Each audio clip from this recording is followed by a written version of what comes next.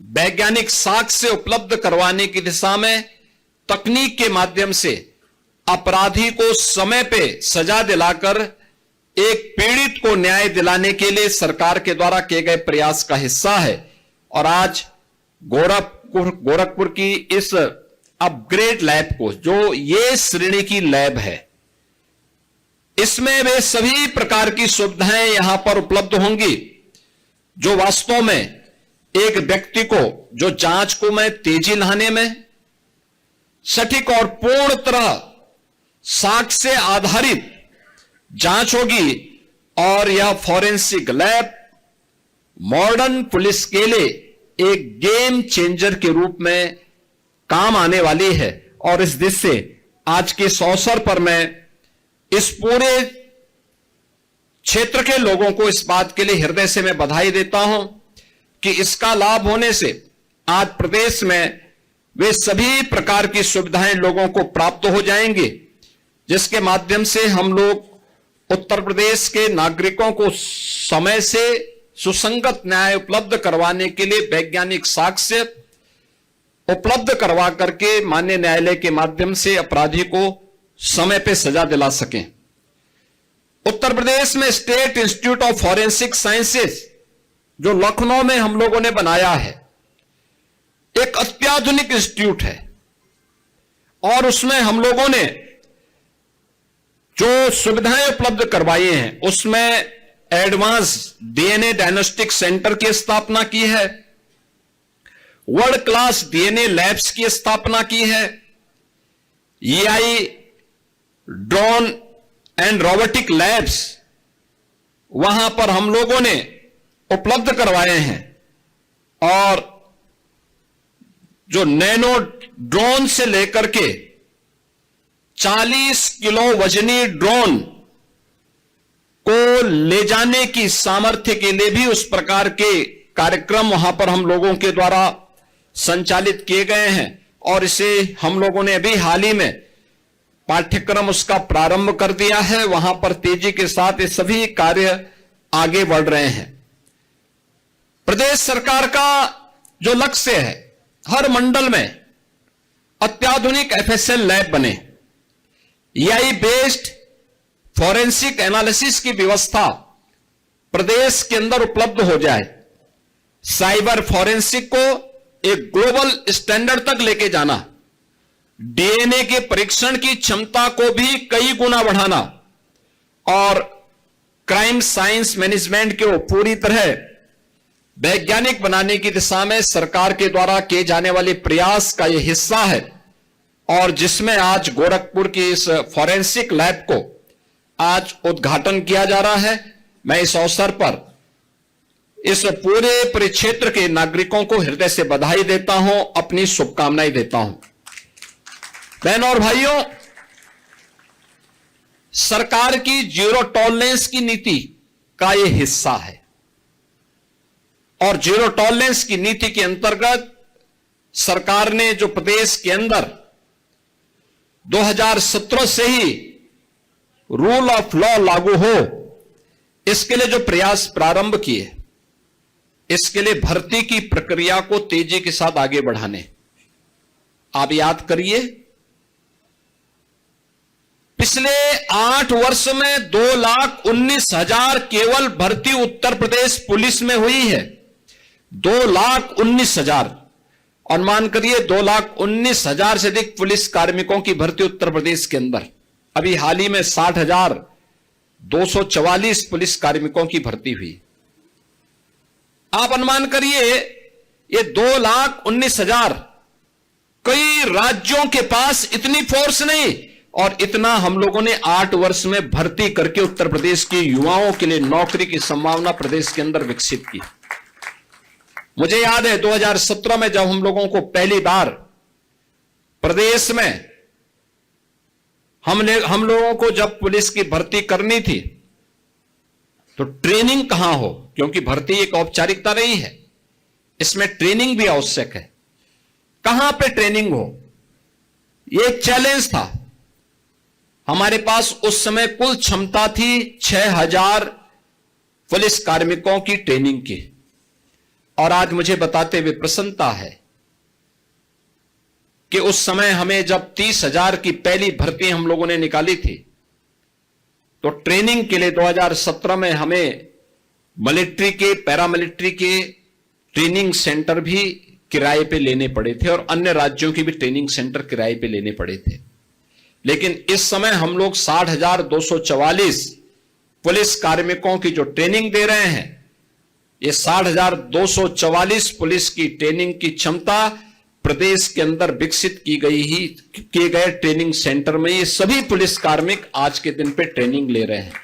यानी ये हमारी क्षमता का विस्तार है कि जिस राज्य में 6,000 पुलिस कार्मिकों को ट्रेनिंग नहीं मिल पा रही थी, आज वहां पे 60,000, यानी हमने 8 वर्ष में इसकी क्षमता को 10 गुने से अधिक बढ़ा करके एक आधुनिक पुलिस के रूप में भी पुलिस के अंदर जो सुविधाएं उपलब्ध होनी चाहिए, केवल कार्य नहीं बल्कि उसके अनुरूप उनकी सुविधा हो। आज भी आप किसी सिटी में जाएंगे, किसी जनपद में जाएंगे, जो सबसे ऊंची बिल्डिंग होगी वह पुलिस के बैरक होंगे, पुलिस कार्मिकों की अवस्थापना सुविधा से जुड़ी हुई होंगे। उत्तर प्रदेश में बहुत दिनों से मांग होती थी एक कार्य के लिए, और होती थी कि कमिश्नरेट सिस्टम प्रदेश के अंदर लागू हो। यानी दशकों से मांग थी, 50 साल पुरानी ये मांग थी। 1970 में पहली बार ये मांग उठी थी, नहीं लागू हो पाई, और हम लोगों ने 2020 में इस प्रक्रिया को आगे बढ़ाया। अब तक 7 जिले ऐसे हैं जहां पुलिस कमिश्नरेट सिस्टम हम लागू कर चुके हैं। ये पुलिस की मॉडर्नाइजेशन का उसका एक पार्ट है। सेफ सिटी के लिए 2016 में माननीय उच्चतम न्यायालय ने इसके बारे में देश के सभी राज्यों को आदेशित किया था, लेकिन इस पे अनिर्णय का शिकार बना हुआ था पूरी मशीनरी। हम लोगों ने आकर के आज प्रदेश के अंदर 17 म्युनिसिपल कॉर्पोरेशन को और नोएडा, ग्रेटर नोएडा को सेफ सिटी के रूप में integrated command and control centre के साथ जोड़ते हुए आज 13 लाख से अधिक सीसीटीवी कैमरे लगा करके उस पूरी की व्यवस्था को एकदम सुरक्षित बना दिया है। आज आप देखते होंगे, पहले तो अपराध होता नहीं, लेकिन अगर कहीं छिनैती या लूट की घटना घटित हो गई तो कुछ ही घंटों में अपराधी जेल के शिकंजों में होता है और लंगड़ाता हुआ चलता हुआ दिखाई देता है। यह नया प्रदेश है जो अपराध को स्वीकार नहीं करता है और अपराधियों को यह दिखाने का प्रयास भी करता है कि अगर अपराध किया तो उसकी कीमत उसे चुकानी पड़ेगी। प्रदेश के अंदर पिछली सरकारों ने पीएसी बल को पूरी तरह समाप्त करने की साजिश रची थी। हम लोगों ने उसको फिर से गठित किया। जो 34 कंपनियां समाप्त हो गई थी उसका पुनर्गठन कर दिया। प्रदेश में एसएसएफ को हम लेके आए, स्पेशल सिक्योरिटी फोर्स का गठन, एसडीआरएफ का गठन, महिला पीएसी वाहिनी का गठन, 3 नई महिला पीएसी वाहिनी का गठन किया गया है, जिसमें देश की स्वाधीनता के आंदोलन से जुड़ी हुई उन वीरांगनाओं के नाम पर ये सभी सेंटर हम लोगों ने रखे हैं। गोरखपुर में वीरांगना झलकारी बाई कोरी के नाम पर, लखनऊ में वीरांगना उदा देवी पासी के नाम पर, बदायूं में वीरांगना अवंतीबाई लोधी के नाम पर ये 3 महिला पीएसी बटालियन का गठन आज हम उत्तर प्रदेश के अंदर कर चुके हैं। 5 नई पीएसी बटालियन बलरामपुर, जालौन, मिर्जापुर, शामली और बिजनौर के लिए भी स्वीकृति देकर के इन कार्यक्रमों को आगे बढ़ाने का कार्य हुआ है। और यही नहीं, प्रदेश के अंदर जिन 10 जनपदों में पुलिस लाइन नहीं थी वहां पर पुलिस लाइन का गठन करके वहां पर बुनियादी सुविधाएं, पुलिस की ट्रेनिंग के साथ साथ अत्याधुनिक सुविधाएं वहां पर लोगों को प्राप्त हो, इसके लिए भी धनराशि उपलब्ध करवाने का कार्य आज प्रदेश के अंदर हम लोगों ने इन सभी जनपदों में किया है। और मुझे बताते हुए प्रसन्नता है कि उत्तर प्रदेश में जो पहले असुरक्षा के कारण महिला श्रम बल की भागीदारी, जो वोमेन वर्कफोर्स थी प्रदेश के अंदर, जो विभिन्न क्षेत्रों में कार्य करने की उनकी स्थिति थी, वह 17 के पहले 13% से नीचे था। आज मुझे बताते हुए प्रसन्नता है कि 35% से अधिक महिलाएं आज प्रदेश के अंदर सुरक्षा का वातावरण होने के कारण कामकाजी बन चुकी हैं। काम करने के लिए, कार्य करने के लिए वे घर से बाहर जाती हैं और उनको कहीं कोई समस्या नहीं है। यूपी 112 के माध्यम से पुलिस, एम्बुलेंस, फायर सर्विसेज और साइबर हेल्पलाइन को इंटीग्रेट करने की कार्रवाई को भी प्रदेश के अंदर आगे बढ़ाया गया है, जिससे एक सामान्य नागरिक को इसके माध्यम से लाभ प्राप्त हो सके। प्रदेश सरकार के द्वारा एक पारदर्शी और जवाबदेही न्याय प्रत्येक नागरिक को सुनिश्चित हो सके, इसके लिए प्रदेश सरकार पूरी प्रतिबद्धता से कार्य कर रही है।